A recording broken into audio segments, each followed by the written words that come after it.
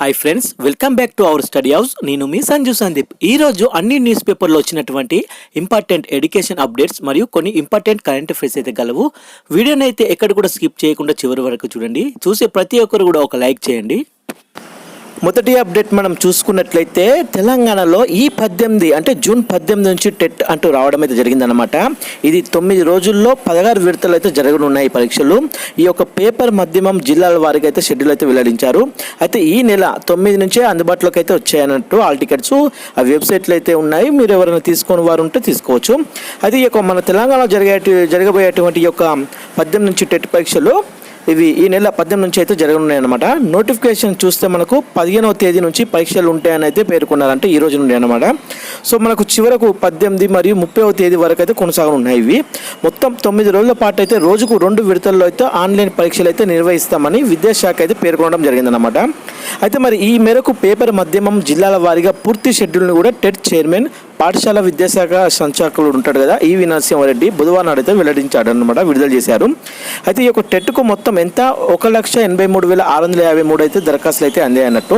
Paper 1కు చూసుకుంటే 63,261 మంది apply చేయగా పేపర్ 2కు 1,20,392 మంది అయితే దరఖాస్తు చేసుకున్నారనమాట. అయితే ఇది ఈ నెల 9వ తేదీ నుంచి ఆల్ టికెట్లు అయితే డౌన్లోడ్ చేసుకోవచ్చు అని కూడా చెప్పారు. ఆల్రెడీ డౌన్లోడ్ కూడా చేసుకుంటాను, ఎవరైనా చేసుకునే వారు ఉంటే చేసుకోవచ్చు. అయితే ఉదయం 9 గంటల నుంచి 11:30 వరకు అయితే మధ్యాహ్నం 2 నుంచి 4:30 గంటల వరకు అయితే పరీక్షలు అయితే జరుగున్నాయి. అయితే ఈ నెల 18, 19 అలాగే 20, 23, 24, 27, 28, 29, 30 తేదీల్లో పరీక్షలు నిర్వహిస్తారు. అయితే 23న మధ్యాహ్నం విడత, 28న ఉదయం విడతల్లో మాత్రమే పరీక్షలు జరపనున్నారు. అయితే పూర్తి షెడ్యూల్ను వెబ్సైట్లో అయితే ఉంచినట్లు అధికారులు పేర్కొన్నారన్నమాట. ఒకసారి చూసే ప్రయత్నం చేయండి.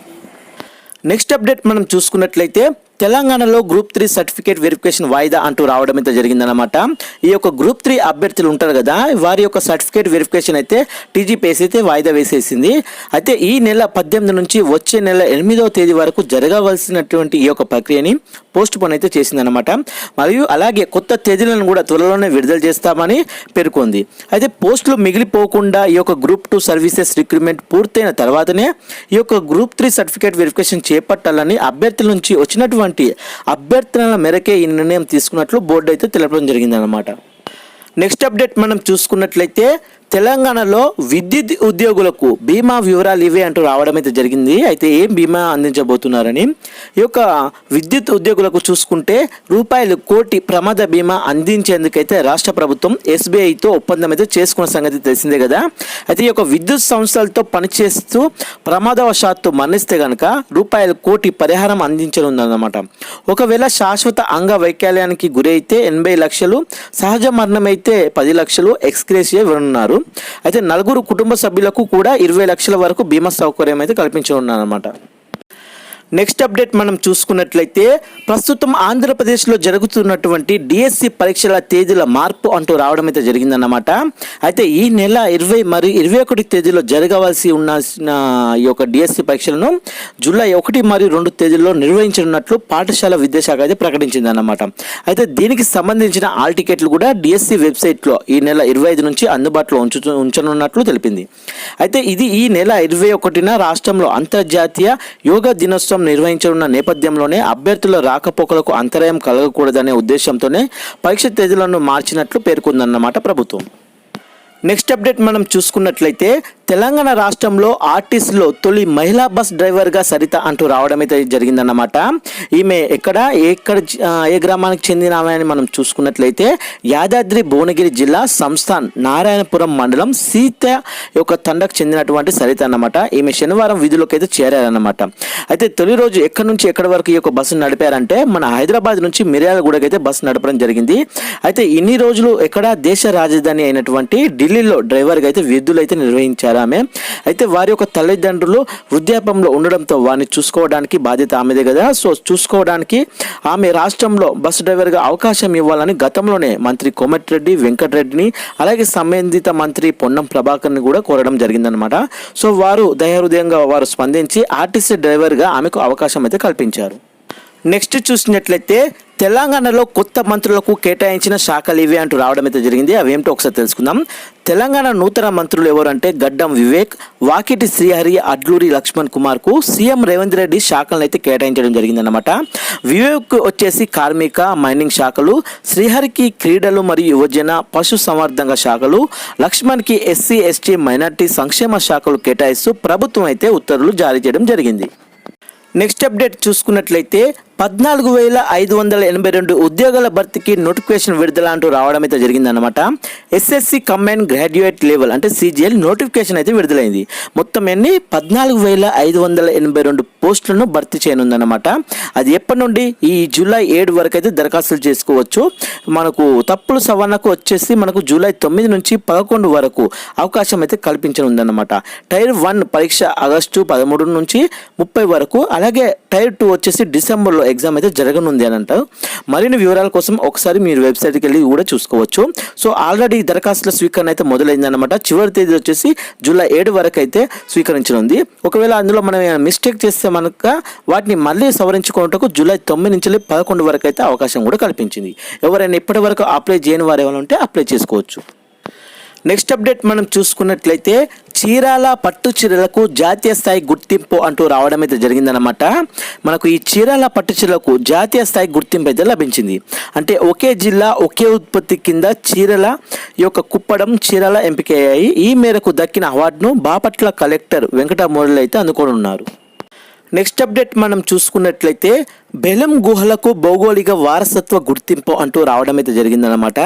ఇది ఎక్కడ నంద్యాల జిల్లా ఈ యొక్క కొలిమిగుండ్ల మండలంలోని బెలిం గుహలకు భౌగోళిక వారసత్వ ప్రదేశంగా జియోలాజికల్ సర్వే ఆఫ్ ఇండియా గుర్తింపునైతే ఇవ్వడం జరిగింది. అయితే దీంతో వీటికి దేశ పర్యాటక ప్రదేశాల పటంలో స్థానం అయితే దక్కుతుందన్నట్లు ఈ యొక్క విదేశీ పర్యాటకులను ఆకట్టుకునేలా ప్రచారం లభిస్తుంది. అయితే ఇవి ఇప్పటికే దేశంలోని పొడవైన గుహలుగా పేరైతే తెచ్చుకున్నాయి ఆల్రెడీ. అయితే ఏడాదికి దాదాపు 2 లక్షల మంది వీటిని అయితే సందర్శిస్తూ ఉంటారన్నమాట. సో ఇప్పుడు ఎక్కడ దేనికి నూతనంగా భౌగోళిక వారసత్వం గుర్తింపు దక్కిందంటే మనకు నంద్యాల జిల్లాలో కొలిమిగుండ్ల మండలంలోని ఈ యొక్క బెలిం గుహలకు అయితే భౌగోళిక వారసత్వ గుర్తింపు అయితే దక్కడం జరిగింది. నెక్స్ట్ అప్డేట్ చూసుకున్నట్లయితే 2000 నోట్లపై ఆర్బీఐ కీలక ప్రకటన అంటూ రావడం అయితే జరిగిందన్నమాట. రూపాయలు 2000 నోట్లపై ఆర్బీఐ కీలక ప్రకటన అయితే చేసింది. ఇది 2000 నోట్లు పూర్తి స్థాయిలో తమకు చేరలేదని వెల్లడించిందన్నమాట ఆర్బీఐ. ప్రజల వద్దనే ఇంకా 6,181 కోట్ల విలువైన 2000 నోట్లు ఉన్నాయని కూడా తెలిపిందన్నమాట. వాటిని ఎంపిక చేసిన పోస్ట్ ఆఫీస్లో మార్చుకోవచ్చని కూడా తెలిపిందన్నమాట. అంటే చాలా మంది ఇవ్వలేదట ఇంకా. సో ఎంత ఉన్నాయట పెండింగ్లో అంటే 6,181 కోట్ల విలువైన 2000 నోట్లు అయితే ఉండడం జరిగింది ప్రజల వద్దనే అని చెప్పి ఆర్బీఐ చెప్పింది. అది మీరు పోస్ట్ ఆఫీస్లోకి వెళ్ళి మార్చుకోవచ్చు అని కూడా తెలిపింది అన్నట్లు. నెక్స్ట్ అప్డేట్ మనం చూసుకున్నట్లయితే రైల్వే సేఫ్టీ కమిషనర్గా శ్రీనివాస్ నియామకం అంటూ రావడం అయితే జరిగిందనమాట. రైల్వే సేఫ్టీ కమిషనర్గా ఎవరు IRSA అధికారి అయినటువంటి ఈ శ్రీనివాస్ని అయితే నియమితులయ్యారు. ఇతను Srinivas 1994 batch railway service of signal engineers క్యాడర్కి చెందినవారు అనమాట. అయితే ఇతను సికింద్రాబాద్లో అసిస్టెంట్ సిగ్నల్ అండ్ టెలికాం ఇంజనీరింగ్గా కూడా తన ఉద్యోగ జీవితాన్ని ప్రారంభించారు అప్పుడు. సో కేంద్ర పౌర విమానయాన శాఖ పరిధిలో కమిషన్ ఆఫ్ రైల్వే సేఫ్టీ పరిధిలోకి వచ్చే ఈ యొక్క కమిషనర్ హోదాలో ఈయన నియామకానికి రాష్ట్రపతి ఆమోద ముద్ర వేసినట్లు కేంద్రం అయితే జారీ చేసిన ఉత్తర్వుల్లో పేర్కొంది. నెక్స్ట్ అప్డేట్ మనం చూసుకున్నట్లయితే కెనడా G7 సదస్సుకు మోడీ అంటూ రావడం అయితే జరిగింది. ప్రధాని మోడీ 3 దేశాల విదేశీ పర్యటన ఆదివారం నుంచి అయితే ప్రారంభం అయితే కానుందన్నమాట. ఈ యొక్క 5 రోజుల ఈ పర్యటనలో ప్రధాని కెనడాలో జరిగేటువంటి G7 శిఖరాగ్ర సదస్సులో పాల్గొంటారు. అలాగే సైప్రస్, క్రొయేషియా దేశాలను కూడా పర్యటిస్తారన్నమాట. 15-16వ తేదీలో మోడీ సైప్రస్ వెళ్ళనున్నారు. దాదాపు 2 దశాబ్దాల తర్వాత ఓ భారత ప్రధాని ఆ దేశాన్ని పర్యటించడం ఇదే తొలిసారన్నమాట. అలాగే ఈ నెల 16-17 తేదీల్లో కెనడాలో కనానాస్కిల్లో జరగనున్న G7 సదస్సుకు మోడీ అయితే హాజరవుతారు.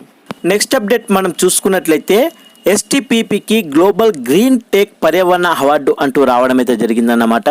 అయితే మరి ఈ STPPకి ఈ గ్లోబల్ అవార్డు ఏందో ఒకసారి మనం అయితే తెలుసుకుందాం. ఇది మంచిర్యాల జిల్లా జైపూర్లోని సింగరేణి థర్మల్ పవర్ ప్లాంట్ను మరో అవార్డు అయితే వరించిందని చెప్పొచ్చు. విద్యుత్ ఉత్పత్తి నిర్వహణలో ఇప్పటికే వరుసగా అవార్డులు అందుకుంటుంది మనకు మంచిర్యాలలోని ఈ యొక్క పవర్ ప్లాంట్ అనమాట. నిర్వహణలో ఇప్పటికే వరుసగా అవార్డులు అయితే అందుకుంటూనే ఉంది. ఢిల్లీలో గ్రీన్ టెక్ ఫౌండేషన్ ఆధ్వర్యంలో జరిగినటువంటి 24వ గ్లోబల్ గ్రీన్ టెక్ పర్యావరణ సస్టైనబిలిటీ అవార్డు ఈ 2025 వేడుకలో ఎస్టీపీపీకి గ్లోబల్ గ్రీన్ టెక్ పర్యావరణ సస్టైనబిలిటీ అవార్డు అయితే లభించిందనమాట. ఈ మేరకు ఢిల్లీలో శుక్రవారం జరిగినటువంటి కార్యక్రమంలో ఈ యొక్క ఎస్టీపీపీ ఈడీ చిరంజీవి అవార్డు అందుకున్నారు. ఈ యొక్క ఎస్టీపీపీ ఇప్పటి వరకు 50 అవార్డులు అయితే అందుకుందనమాట. సింగరేణి సిఎండి బలరాం, డైరెక్టర్ సత్యనారాయణరావు, అలాగే ఎస్టీపీపీ అధికారులు ఉద్యోగులను అభినందించారు. ఈ యొక్క కార్బన్ ఉద్గారాలను తగ్గించడానికి మిథనాల్ ప్లాంట్ను ఏర్పాటు చేశామని, త్వరలోనే అది కూడా అందుబాటులోకి వస్తుందని కూడా తెలిపారు అన్నట్టు. నెక్స్ట్ అప్డేట్ మనం చూసుకున్నట్లయితే లింగ సమానత్వంలో భారత్కు 131వ ర్యాంక్ అంటూ రావడం అయితే జరిగిందనమాట. మనం దీని గురించి పూర్తిగా తెలుసుకుందాం. గత ఏడాదిలో మనం చూసుకుంటే 2 స్థానాలు అయితే దిగువగా అయితే చేరుకుంది. అలాగే ఒకేసారి 75 స్థానాలు ఎగబాకింది. ఏ దేశం అంటే బంగ్లాదేశ్ అన్నమాట. పూర్తిగా అట్టడుగున ఉన్న దేశం ఏదంటే పాకిస్తాన్ అన్నమాట. సో దీని గురించి పూర్తి వివరాలు మనం తెలుసుకుందాం. ప్రపంచ ఆర్థిక వేదిక అంటే WEF ఈ 2025 ఏడాదికి గాను వెలువరించినటువంటి లింగ సమానత్వ సూచీలో మన భారత్కి ఎన్నో ర్యాంక్ దక్కింది. 131 ర్యాంకులు అయితే నిలవడం జరిగిందనమాట. గత ఏడాదితో పోలిస్తే భారత్ ఎన్ని స్థానాలు? 2 స్థానాల దిగువకు అయితే పడిగిపోయింది. అంటే కేవలం 64.1% సమానత్వంతో దక్షిణ ఆసియాలో అత్యల్ప ర్యాంకు పొందిన దేశాల సరసన మన భారత్ అయితే నిలవడం జరిగిందనమాట. గత ఏడాది చూస్తే ఎంత భారత్ 129వ ర్యాంకులో ఉంది. స్త్రీ పురుషుల ఈ యొక్క ఆర్థిక భాగస్వామ్యం, అవకాశాలు, విద్యాపరమైన స్థితిగతులు, ఆరోగ్య జీవన స్థితిగతులు, అలాగే రాజకీయ సాధికారత వంటి ఈ యొక్క 4 అంశాల ఆధారంగా 148 దేశాలకు WEF ర్యాంకులను అయితే కేటాయించిందన్నట్టు.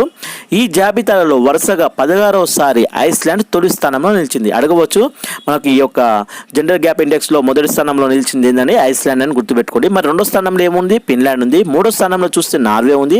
అయితే ఈసారి అనుగుణంగా బంగ్లాదేశ్ స్థానం వచ్చేసి మెరుగుపడిందని చెప్పొచ్చు. కొంచెం అంటే ఒకేసారి ఏకంగా 75 స్థానాలు ఎగబాకి 24వ ర్యాంక్ అయితే చేరింది అన్నట్టు. అట్టడుగున ఏ దేశం ఉందంటే పాకిస్తాన్ అయితే నిలవడం జరిగింది. మాల్దీవులు వచ్చేస్తే 138, శ్రీలంక వచ్చేసి 130, నేపాల్ వచ్చేసి 125, భూటాన్ వచ్చేసి 119 స్థానాల్లో అయితే నిలిచాయి. మన భారత్ వచ్చేసి 131 స్థానంలో అయితే ఉండడం జరిగిందనమాట. అయితే మరి ఈ యొక్క లింగ సమానత్వానికి మరో 123 ఏళ్ళంటూ ఈ యొక్క WEF ఎందుకు అంచనా వేసిందంటే ప్రస్తుతం ప్రపంచవ్యాప్తంగా సగటున ఎంత 68.8% మేర లింగ అసమానతలు ఉన్నాయని WEF అయితే నివేదిక తెలిపిందనమాట. ఈ యొక్క ప్రస్తుత గణాంకాల ప్రకారం ప్రపంచ దేశాల్లో పూర్తి స్థాయిలో ఇంకా ఈ లింగ సమానత్వం సాకారం కావాలంటే మాత్రం మరో 123 ఏళ్ళు పడుతుందని WEF అయితే అంచనా అయితే వేసింది.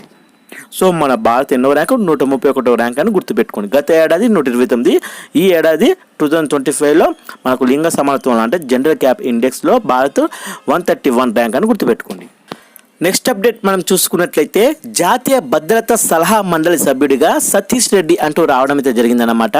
ఈ యొక్క DRDO రక్షణ పరిశోధన అభివృద్ధి సంస్థ అయినటువంటి మాజీ చైర్మన్ జి సతీష్ రెడ్డి జాతీయ భద్రతా సలహా మండలి సభ్యుడిగా అయితే నియమితులయ్యారు. ఇందుకు సంబంధించినటువంటి ఉత్తర్వులను కూడా జాతీయ భద్రతా మండలి సచివాలయం జూన్ 10వ తేదీన జారీ చేయడం జరిగింది. అయితే మరి ఈ పదవిలో సతీష్ రెడ్డి ఎన్నేళ్ల పాటు? 2 ఏళ్ల పాటు అయితే కొనసాగనున్నారన్నమాట. ఇతను నెల్లూరు జిల్లా ఆత్మకూరు నియోజకవర్గ పరిధిలోని మహిమలూరుకు చెందిన సతీష్ రెడ్డి DRDO చైర్మన్గా, రక్షణ మంత్రిత్వ శాఖ సాంకేతిక సలహాదారుగా కూడా పనిచేశారు. అయితే ఇటీవల ఆయన ఆంధ్రప్రదేశ్ ప్రభుత్వంలో ఏరోస్పేస్ డిఫెన్స్ సలహాదారుగా కూడా నియమితులయ్యారన్నమాట. అతను జాతీయ భద్రతా సలహా మండలి జాతీయ భద్రతకు సంబంధించినటువంటి విషయాల్లో దీర్ఘకాల వ్యూహాత్మక సలహాలు అందించడానికి గాను 1998 డిసెంబర్లో కూడా ఏర్పాటైంది. అయితే ప్రస్తుతం మాజీ చీఫ్ అలోక్ జోషి చైర్మన్గా పనిచేస్తున్న ఈ మండలిలోనే 6 సభ్యులు అయితే ఉన్నారు. నెక్స్ట్ అప్డేట్ మనం చూసుకున్నట్లయితే 55 దేశాల ప్రజలకు చైనాలో వీసా రహిత ప్రయాణం అంటూ రావడం అయితే జరిగిందన్నమాట. అయితే దేశీయంగా పర్యాటక రంగానికి మరింత ఊతమిచ్చేందుకు గాను చైనా అయితే ఒక కీలక నిర్ణయం తీసుకుంది. అది ఏంటంటే 55 దేశాలకు చెందిన ప్రజలు ఉంటారు కదా, 240 గంటల పాటు వీసా లేకుండానే తమ దేశంలో ప్రయాణించే అవకాశాన్ని అయితే కల్పించిందన్నమాట చైనా. అయితే ఈ జాబితా ఇంతకుముందుకు ఏమైనా దేశాలు ఉన్నాయా అయితే చైనానే అనుకుంటే మిగతా దేశాలు కూడా ఉన్నాయి. ఇదే విధంగా అవి ఏమిటంటే ఇండోనేషియా, రష్యా, బ్రిటన్ వంటివి కూడా ఉన్నాయన్నమాట.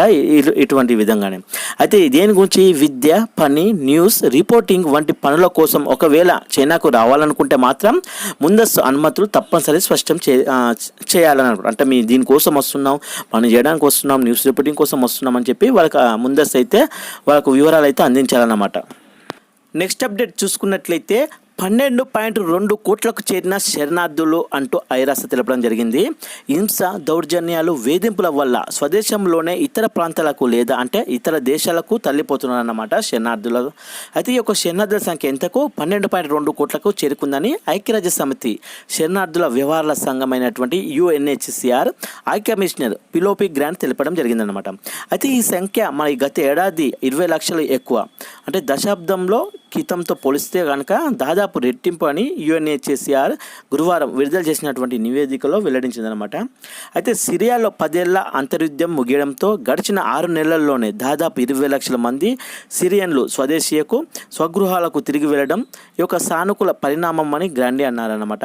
అంటే సంఘర్షణ వల్ల అంటే ఏమీ లేదు, శరణార్థులు అంటే మనకు తెలిసిన విషయమే. అంటే ఒక మనం ఉంటాం కదా, కరువు అని అంటారు కదా, సో కరువు అని వాళ్ళు అక్కడ ఉండలేకపోవడం కానీ, పని దొరకపోవడం కానీ, యుద్ధాల వల్ల కానీ, హింసల వల్ల కానీ, వేధింపుల వల్ల కానీ, దౌర్జన్యాల వల్ల కానీ ఇటువంటి ఒక దగ్గర జరుగుతుంటే అక్కడ ఉండలేక వాళ్ళకి స్థానం లేక మరొక దేశానికి కానీ వలసలకు వెళ్ళిపోయి అక్కడ శరణార్థులుగా ఉండిపోతారన్నమాట. సో దాని గురించి ఐక్యరాజ్య సమితి అయితే తెలిపిందన్నమాట. ఎంత 12.2 కోట్లకు చేరిందని.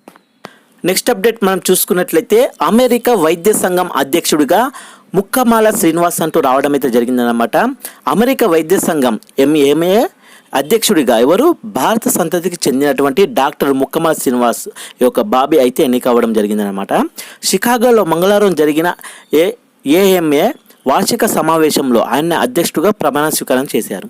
అయితే 178 ఏళ్ల చరిత్రలో ఆ సంఘానికి నాయకత్వం వహిస్తున్న తొలి భారత సంతతి వ్యక్తిగా ఆయన రికార్డులకు అయితే ఎక్కారనమాట. గతంలో ఈ యొక్క AMA ఫౌండేషన్ నుంచి ఎక్సలెన్స్ ఇన్ మెడిసిన్ లీడర్షిప్ అవార్డును ఆయన అందుకున్నారు. 2009లో ఈ యొక్క AMA council on science and public హెల్త్కు సభ్యుడిగా కూడా ఎన్నికయ్యారనమాట. 2017 నుంచి 2021 వరకు ఈ AMA బోర్డ్ ఆఫ్ ట్రస్ట్ సభ్యుడిగా కూడా వ్యవహరించారు అతను. నెక్స్ట్ అప్డేట్ మనం చూసుకున్నట్లయితే ఈ 2025వ సంవత్సరం మరియు 26వ సంవత్సరంలో భారత వృద్ధి 6.3% అంటూ రావడం అయితే జరిగిందన్నమాట.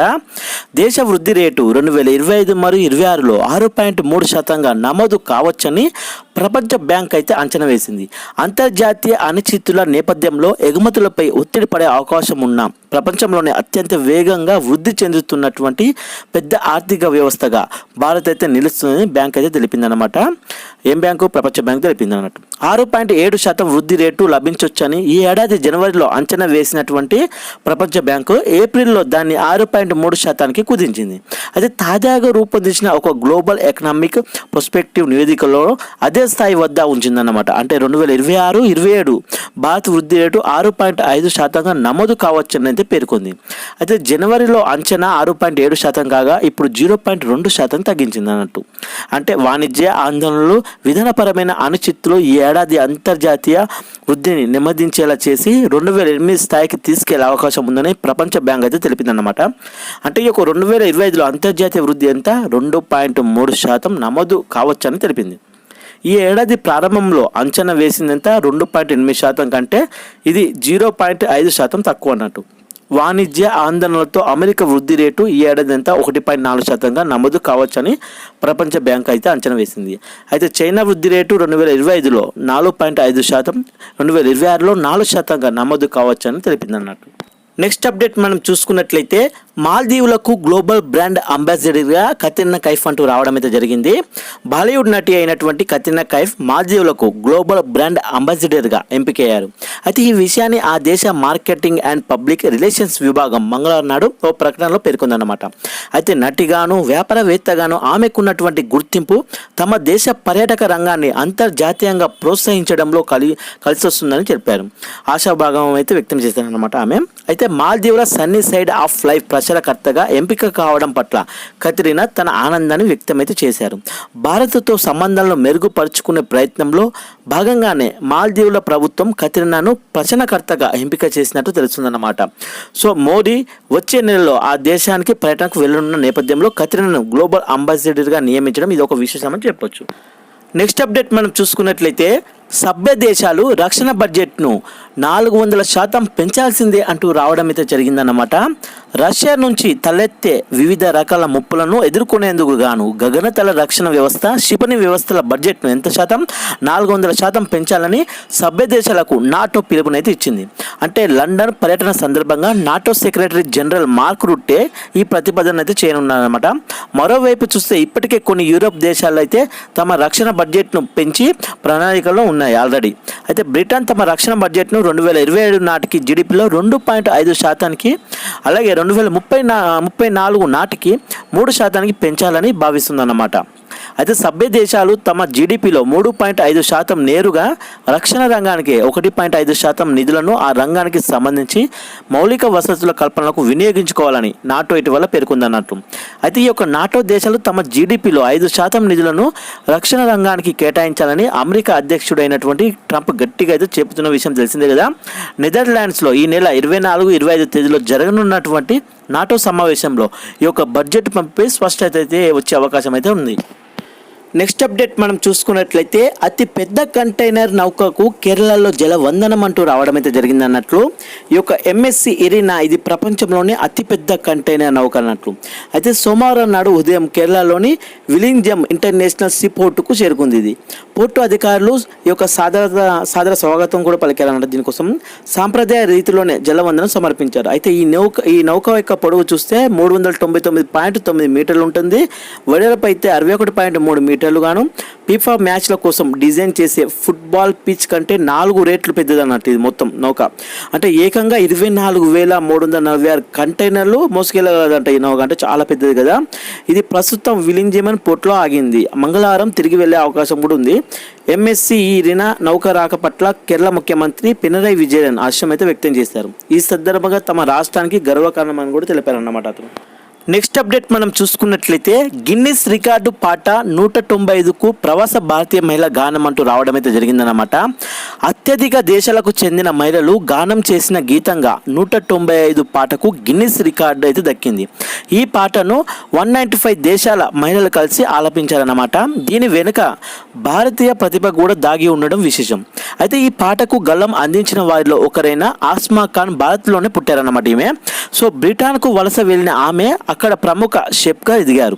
ఓటీటీ సంస్థ నెట్ఫ్లిక్స్ ప్రసారం చేసిన షెఫ్స్ టేబుల్ కార్యక్రమంతో గుర్తింపు తెచ్చుకున్నారన్నట ఆమె. లండన్లో డార్జిలింగ్ ఎక్స్ప్రెస్ పేట ఆమె నిర్వహిస్తున్న రెస్టారెంట్ విశేషణ ఆధారం కూడా పొందింది. అందులో కిచెన్లో విధులు నిర్వహించే వారంతా మహిళలే కావడం గమనార్హం. 2024లో టైమ్ మ్యాగజైన్ ఆస్మా ఖాన్ ప్రపంచంలోనే 100 మంది మహిళల ప్రభావవంతమైన వ్యక్తులు ఒకరిగా గుర్తించింది అనమాట. అయితే ఆమె ఐక్యరాజ్య సమితి ప్రపంచ ఆహార కార్యక్రమానికి సలహాదారుగా ఉన్నారు. లింగ సమానత్వంపై అవగాహన కల్పించే లక్ష్యంతోనే ఫ్రీక్వెన్సీ స్కూల్ సంస్థ 195 గీతాన్ని రూపొందించింది. అయితే ఈ ఏడాది జనవరిలో దావోస్లో జరిగిన ప్రపంచ ఆర్థిక సదస్సులో దీన్ని ప్రదర్శించారన్నమాట. సో గిన్నిస్ రికార్డ్ పాట 195కు ప్రవాస భారతీయ మహిళకు గానం అన్నమాట. సో ఆమె పేరు లింగ సమానత్వ ప్రచారానికి గళం ఇచ్చిన ఎవరు ఆస్మా ఖాన్ అని గుర్తుపెట్టుకోండి. చూశారు కదా ఫ్రెండ్స్, ఈరోజు అన్ని న్యూస్ పేపర్లో వచ్చినటువంటి ఇంపార్టెంట్ ఎడ్యుకేషన్ అప్డేట్స్ మరియు కొన్ని ఇంపార్టెంట్ కరెంట్ అఫైర్స్. అయితే వీడియో నచ్చితే మాత్రం అలా చూసి వెళ్ళిపోకుండా ప్లీజ్ ఒక లైక్ చేయండి, షేర్ చేయండి, సబ్స్క్రైబ్ చేసుకోవడం మాత్రం మర్చిపోకండి ఫ్రెండ్స్. Thank you friends. జై హింద్.